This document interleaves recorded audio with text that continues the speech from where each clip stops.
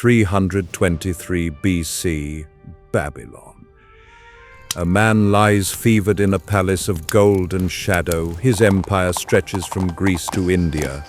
Yet his breath comes shallow, his skin burns, and his generals whisper outside the door. On a table beside him lies his sword, its handle worn from a lifetime of conquest. The maps on the walls are smeared with wine, their borders drawn and redrawn by his own hand. Outside, the river Euphrates glows red in the dying sun. He was born a prince, became a god in the eyes of men, and now fades as a mortal man. This is the story of Alexander the Great, the boy who sought to rule the world and learned how easily the world rules those who try.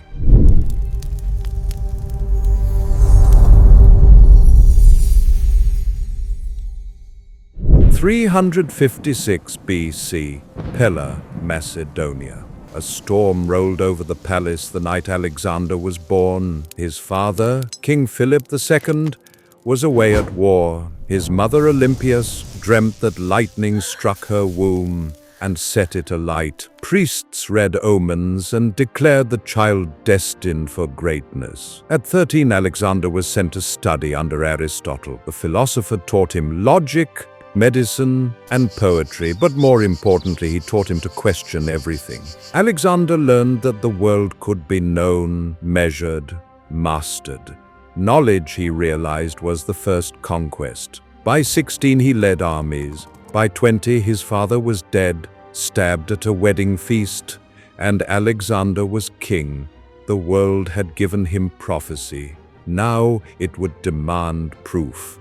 Philip had built Macedonia into a war machine. Disciplined infantry, shock cavalry, a network of alliances held together by coin and threat. Alexander inherited all of it, but not the love of the men who had served his father. He silenced rebellion with brutal precision. In Thebes, when the city rose against him, he ordered it destroyed. Thousands killed or enslaved, the city reduced to ash. The message was clear. The boy king would not be tested, yet he was haunted by his father's ghost. Every victory felt like an inheritance, not a triumph. To escape that shadow, he looked east to the Persian Empire, vast, ancient, and ruled by King Darius III.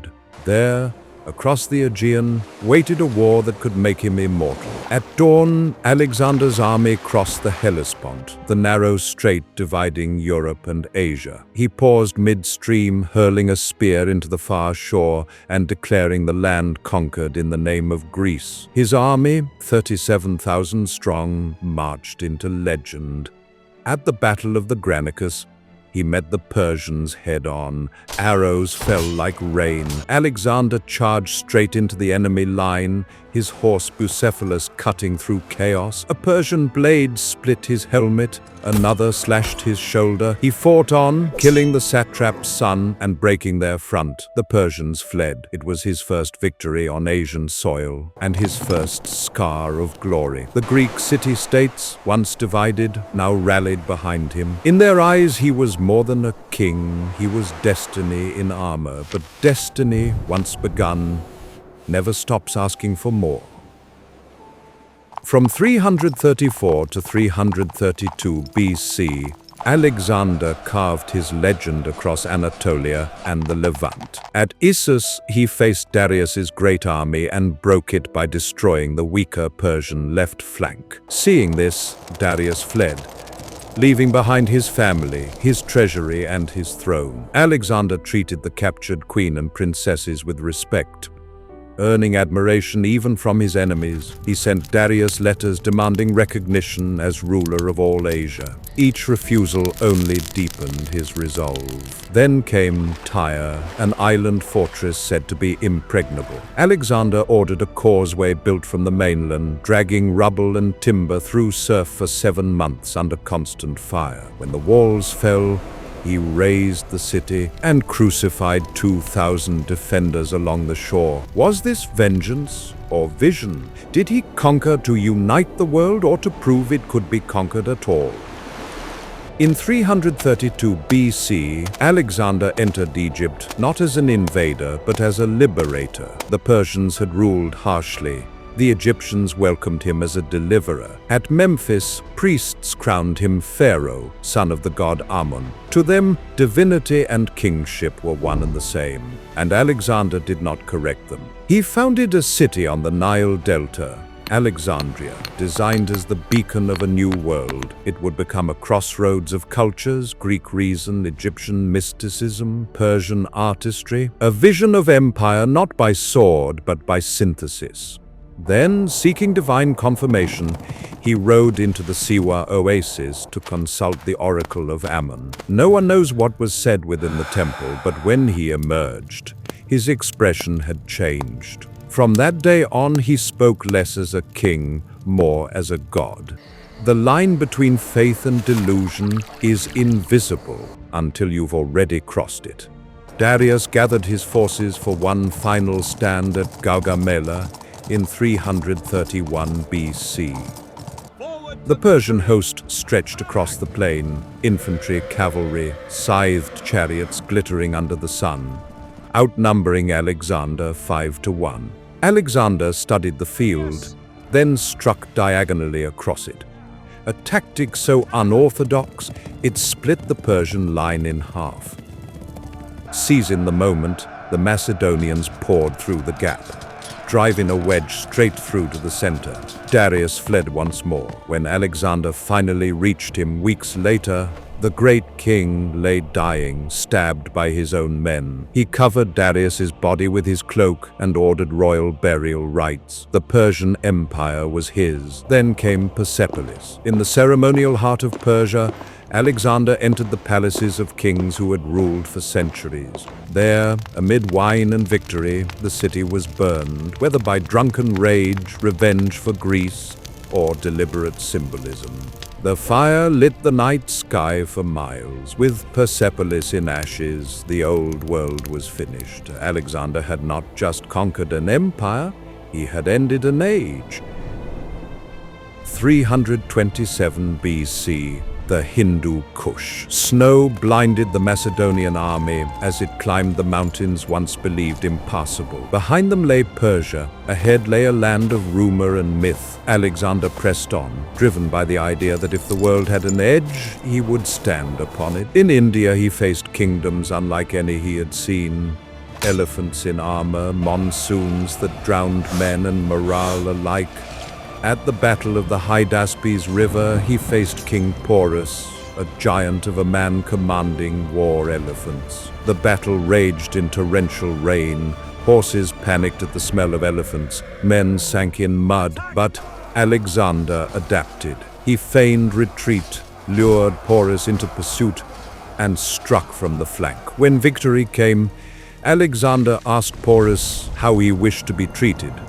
The king replied, "Like a king." Alexander smiled. So be it. He restored Porus to his throne. Conquest, he learned, could breed respect, but it could not quench the hunger that drove him. Each new horizon satisfied his ambition for only a moment, then made it hungrier. Months later, the army reached the Hyphasis River, the farthest frontier of the known world. Beyond it lay more kingdoms, more storms, more death. Alexander's men, worn, wounded, longing for home, refused to march any farther. They had followed him for 8 years, over 20,000 miles, through deserts, floods, and endless wars. When Alexander stood before them, he expected obedience. Instead, silence, then murmurs, then open defiance.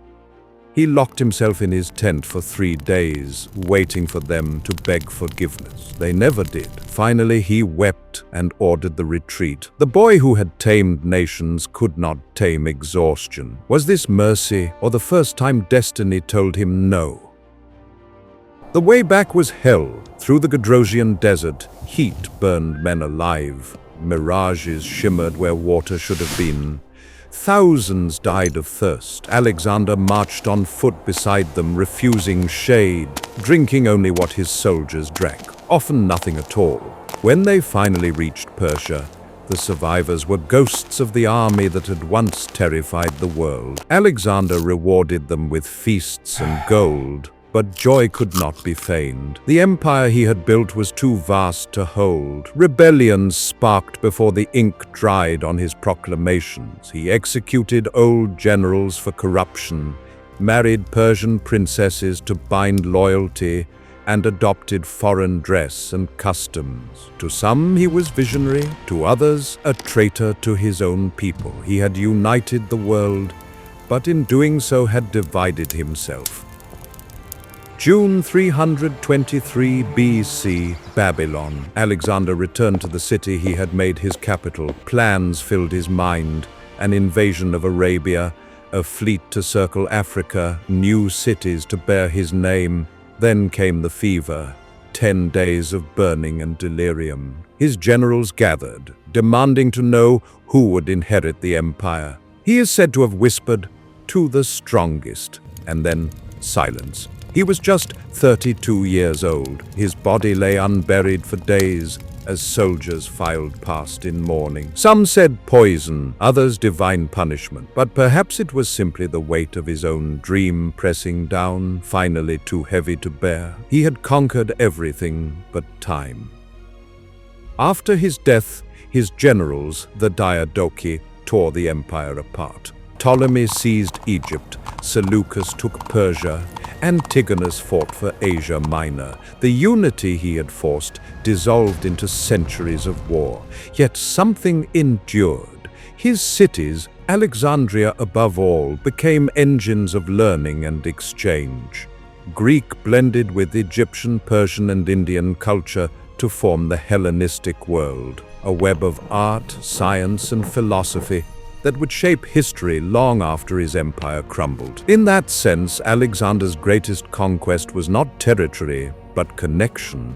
He stitched the known world together, however briefly, and left behind a map humanity would never again forget how to read. Was he a conqueror, or the first architect of globalization?